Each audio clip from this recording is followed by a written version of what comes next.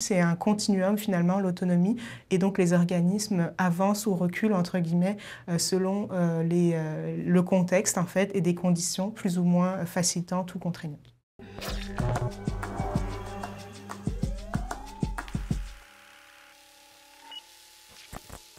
Alors effectivement, l'autonomie, même si c'est une revendication qui existe depuis plusieurs décennies, ce n'est toujours pas un acquis.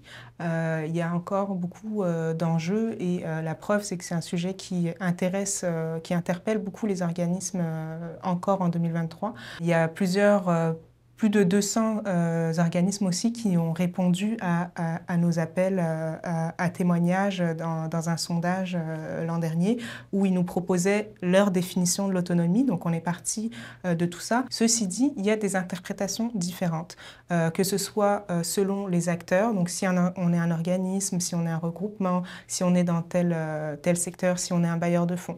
Donc c'était important d'essayer de développer une compréhension commune sans que ce soit non plus une injonction. Donc c'est vraiment l'idée de proposer quelque chose qui serait rassembleur et qui renforcerait la revendication d'autonomie et de valoriser finalement ce principe-là qui est au cœur de l'action communautaire autonome.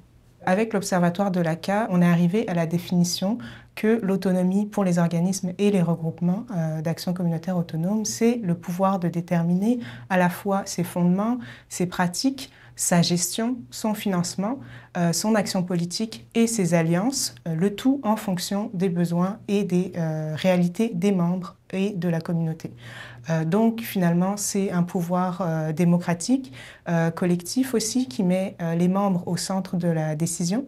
Et c'est un pouvoir multidimensionnel, donc 6 dimensions de l'autonomie. L'autonomie de fondement, l'autonomie de pratique, l'autonomie d'alliance, l'autonomie de gestion, l'autonomie politique et l'autonomie de financement. Ces 6 dimensions-là sont interreliées, il n'y a pas de hiérarchie entre elles.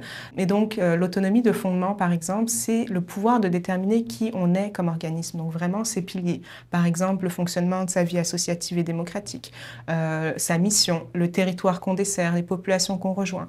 Donc concrètement, est-ce qu'on va rejoindre des personnes âgées, des jeunes, qui peut siéger sur notre conseil d'administration? Donc tout ce genre d'éléments-là font partie de l'autonomie de fondement. Au niveau de l'autonomie de pratique, c'est quelque chose qui est vraiment important pour le mouvement de l'action communautaire autonome. On voit que les approches et les actions menées par les organismes sont souvent alternatives et uniques par rapport à d'autres acteurs dans la société. Donc l'autonomie de pratique, ça renvoie vraiment justement, par exemple, décider qu'on a des activités collectives ou individuelles, d'avoir une approche de réduction des méfaits, par exemple.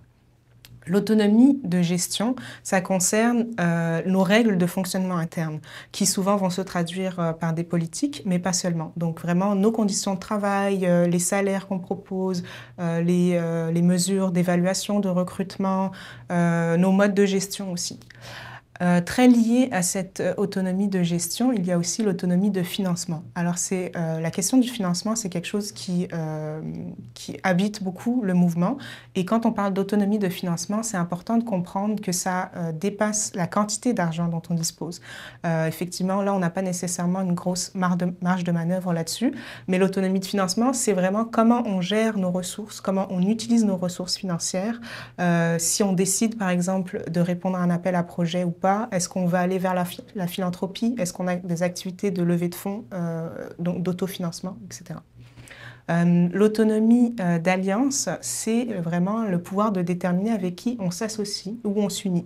Donc que ce soit de façon formelle, avec des ententes, des collaborations, des projets communs, ou de façon plus informelle. Donc souvent, les organismes vont participer à des instances de concertation.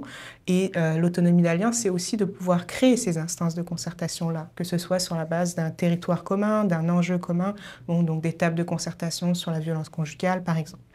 L'autonomie politique, c'est aussi une autonomie, une dimension assez importante et qui n'est pas toujours comprise. En fait, ça renvoie au rôle de transformation sociale des organismes d'action communautaire autonome. Donc, c'est un peu une autonomie de parole, c'est pouvoir exprimer ses positions de façon publique et choisir comment on les exprime. Donc, par exemple, on veut intervenir sur la question du racisme systémique, on veut intervenir sur la question du logement. Donc, c'est des sujets qui nous interpellent, qui interpellent notre mission ou nos alliés, et on va décider de faire des pétitions, des mobilisations, rédiger des mémoires, etc. Donc tout ça, ça fait partie de l'autonomie politique.